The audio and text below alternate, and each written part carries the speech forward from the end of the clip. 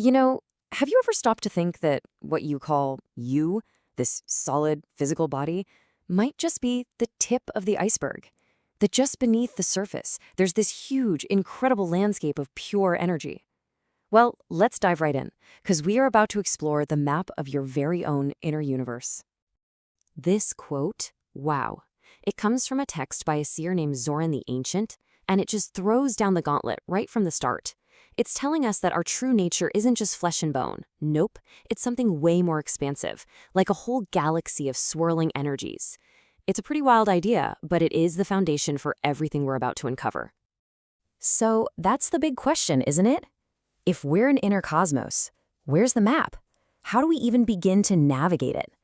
Well, lucky for us, the ancient yogic traditions, they actually created one. A really detailed guide to our own subtle energetic body. And in this explainer, we're going to follow that map step by step. Okay, so our journey begins with this idea that what we call ourself isn't just one single thing. It's actually a series of layers or sheaths, known in Sanskrit as the Panchakoshas. You can think of them like veils, each one a little more subtle than the last, all hiding our true core nature. This map breaks our whole experience down into 5 layers, moving from the outside in. We start with the obvious one, the Annamaya Kosha. That's our physical body, the food sheath. But right underneath that is the Pranamaya Kosha, the energy body. And that's where our exploration really gets interesting. Go deeper and you find the sheaths for your mind and your wisdom, all leading to the very core of your being, the Annamaya Kosha, the bliss sheath itself. So, if we have an energy body, that pranamaya kosha, how does the energy actually get around? Well, the ancients pictured this incredible web of invisible rivers, or nadis, that carry our vital life force, which they called prana.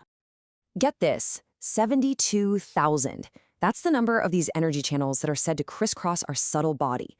I mean, it's this mind-bogglingly vast network, a whole constellation of flowing light.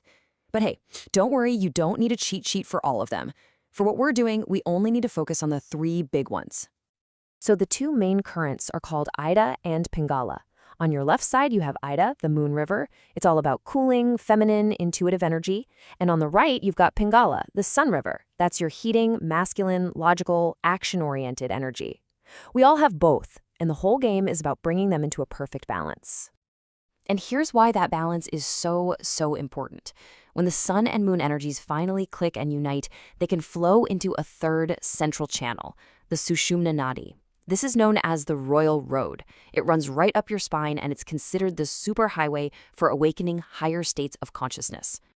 Now, at the spots where these energy rivers meet and cross, you find these major power centers, these vortexes of spinning energy. And you've probably heard of them before. We call them the chakras. The source material has this amazing phrase for it, the dragon's vision, seeing them as spinning wheels of light, each one vibrating at its own unique frequency. When they're all spinning just right, they create this beautiful harmony that affects everything from your physical health to your emotional state. But when they get blocked, well, that's when you get discord. Let's look at a couple of key examples. We're going to start at the very foundation of the whole system, the first power center. This is the Muladhara, or the root chakra. It is the anchor for your entire energetic self.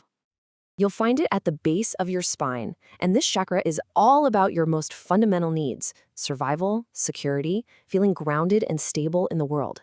It's your connection to the earth. So if this center is out of balance, that's when feelings of fear and anxiety can just take over, because your very foundation feels shaky. All right, now let's move up to the center of the system, which acts as this really critical meeting point. This is the Anahata, better known as the heart chakra. The heart chakra is the essential bridge in your energy system. Seriously, it connects the lower 3 chakras, which are all tied to our physical existence, with the upper 3, which are related to higher consciousness. It's the absolute seat of love, compassion, and connection, both with other people and with yourself. So, we've got the sheaths, the rivers, and the power centers. But there's one more piece to this amazing map. A huge, dormant potential energy that's just waiting inside this system. It's often called the serpent of power. This energy is known as Kundalini. The ancient seers pictured it as a serpent, coiled up and sleeping at the base of the spine, right in the root chakra. It's described as the raw creative power of the universe itself, the divine feminine, just lying dormant inside every single one of us. The whole point of a lot of these yogic practices is to safely awaken this incredible energy. But, and this is a huge but, awakening this energy is not something to take lightly at all. When the process is balanced and gradual, the signs are all positive. You might feel this gentle increase in vitality, a deep sense of peace, and you'll notice your creativity and compassion just deepening. On the flip side, though, a forced or premature awakening can be pretty dangerous. The source warns of signs like overwhelming physical sensations, psychological instability, and this terrifying feeling of being completely out of control. It just goes to show this is a powerful process that demands a ton of respect and, ideally, careful guidance. Okay, so we've been on this journey through a pretty ancient, mystical map of our inner world. But let's get real. Why does any of this matter to us, right here, right now, in our crazy modern lives? Well, because this is not just some abstract philosophy. Understanding your subtle body gives you a practical toolkit for modern life. It can totally revolutionize your stress management by showing you where you're leaking energy. It can boost your emotional intelligence by giving you a map to your feelings. It offers pathways to optimize your health, unlock creativity, and yeah, of course, deepen your own spiritual journey. And you can actually start to experience this for yourself. The source offers a simple practice you can try. Just find a quiet place to sit, close your eyes, imagine a warm, golden stream of energy on your right side and a cool silver stream on your left. As you breathe in, feel them rising up. Then as you breathe out, imagine them merging into a single, vibrant light in the center of your spine. It's a first step to actually feeling this inner river. Look, at the end of the day, this has just been a quick tour. The map of the koshas, the nadis, the chakras. It's not just information, it's an invitation. It's an invitation to turn your awareness inward and begin your own exploration.